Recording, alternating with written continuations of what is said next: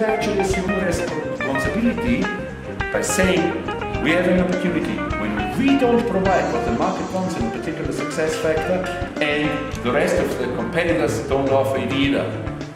But we're already getting separated from them. We're already saying, okay, that's their problem. They don't do it, that's their problem. But I don't do it either.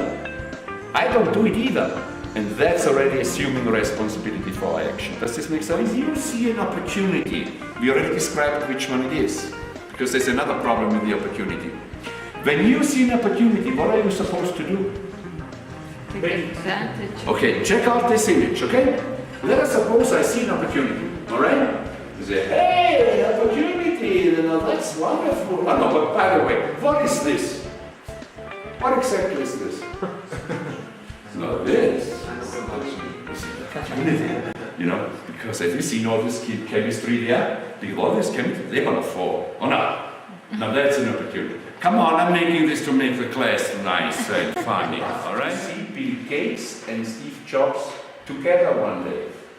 Because here you've got two genius. Oh no. How would they get along? And that's when I learned that they had actually worked together. Oh no. They had actually worked together. And I didn't know that. And I said, man, I would have loved to see them together. No? Two highly intelligent creatures. And then I read in the internet about a video that was done. It's on YouTube. You can catch it on YouTube. I have it somewhere. I have to look for it, but you can catch it. Gates grabbed a tablet, saying to Steve Jobs, by the way, Steve, I think this is the future. I call it tablet. That was a few months before iPad came out.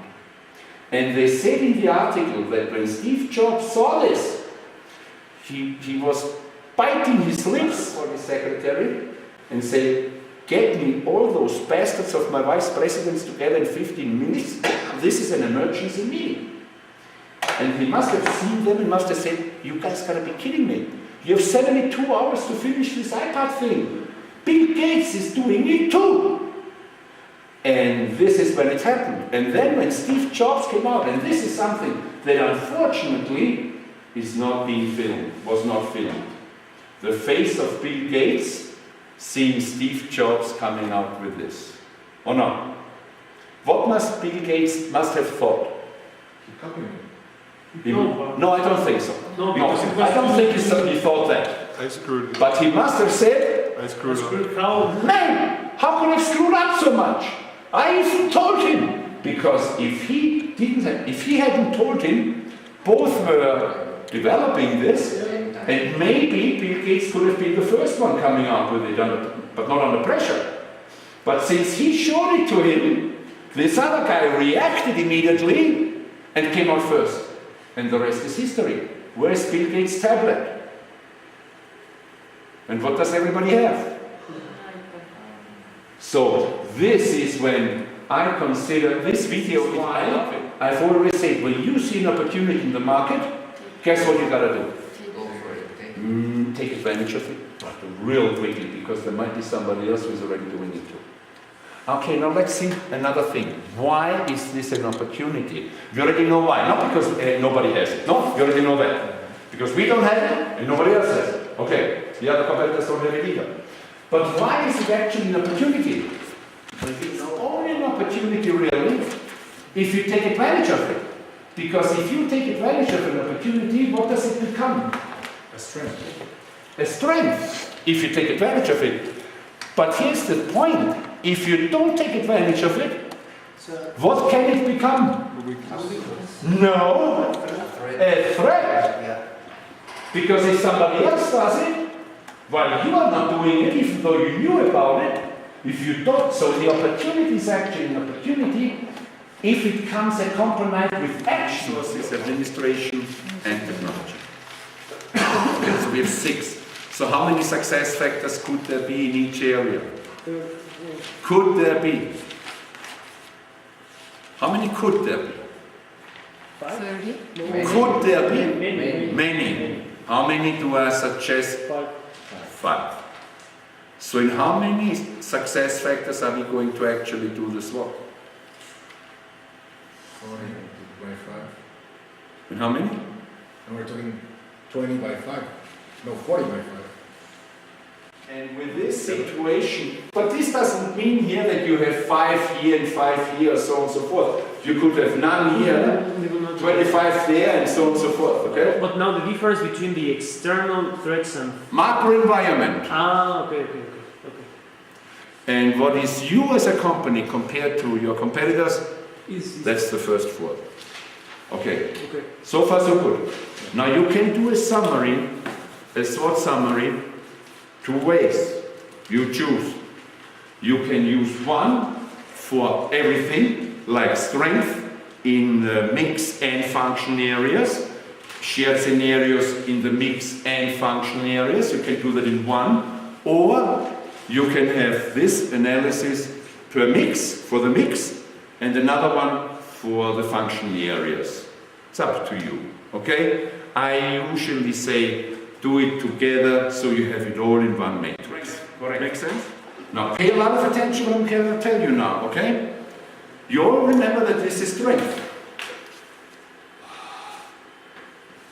The fact that we are the only ones in the market providing in a particular success factor what the market wants, does this make us equal to our competitors? Equal? No, not equal. How are we? About better. Well, better. The opposite of equal? Different. We are not the same, we are not equal, we are different, or not? And pay attention to this now. And this is, by the way, what we call a differentiation. We have a differentiated quality, different quality, or not? And this differentiation, Emma, what does it give me over my competitors? Who has the advantage there? Who has the advantage? Obviously the small guy. Yeah, because most people tell me, well, of course the sumo, no? Yeah, well, not true. If you take it to business, even here, what's the a lot of enterprises or a lot of business people tell me, why should I do all this? I can never have a strength, I'm a small company, or not? Well, as a small company, you have strengths automatically. Which are which? What's a small company's strength to begin with? You're flexible, you're Flexibility. quicker. Faster response. Faster. Or not? You move much faster. This little boy here can move all over the place. Can even go through him and kick him in the butt, or not? You have the old market to grow. The trouble with the big one, if he hits it once, well, you're gone, or not? So, but as a small company, yes, you have strengths automatically. So far, so good. Welcome to the market. Okay. No matter how different you are, if the market doesn't care about it, guess what? Go throws in the price from the competitor, or not? Yes. No matter how different. Another one, it's communicable. The differentiation should be understandable by the customer, by the market. This is where a lot of salespeople especially, or business people or marketers make a mistake, because they will try to sell you what? Characteristics that nobody understands. Okay? So if the market doesn't understand your differentiation, what is the market going to do?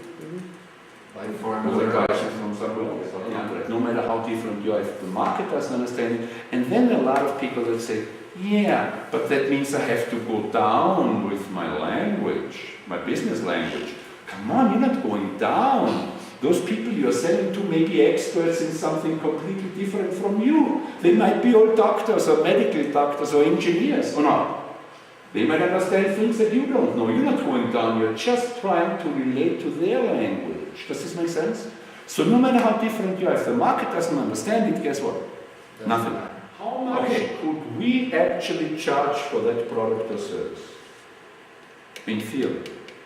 Think about it again. We are the only ones supplying what the market wants, and it's very important to Affordable. how much could we in theory charge? Whatever. Whatever we wanted. Have I told you the difference between what's caro? Have you mentioned that? No. Here's the thing. We just did swaps, right? And we assigned a lot of weaknesses to competitors, didn't we? Yeah. What are we actually basing ourselves on to say we are the only ones to have quality, for example? When I say they're the only one who is intelligent, what am I basing myself on? Analytical. On what? Assumptions. Assumptions, but is that correct? No, it's not. That is not correct. That would be subjective. But in order to make it objective, what would I need? Numbers. That's right, you need some numbers. You need something quantifying. What has to be measurable? Something has to be measurable. Something has to be measurable. Think about it. We can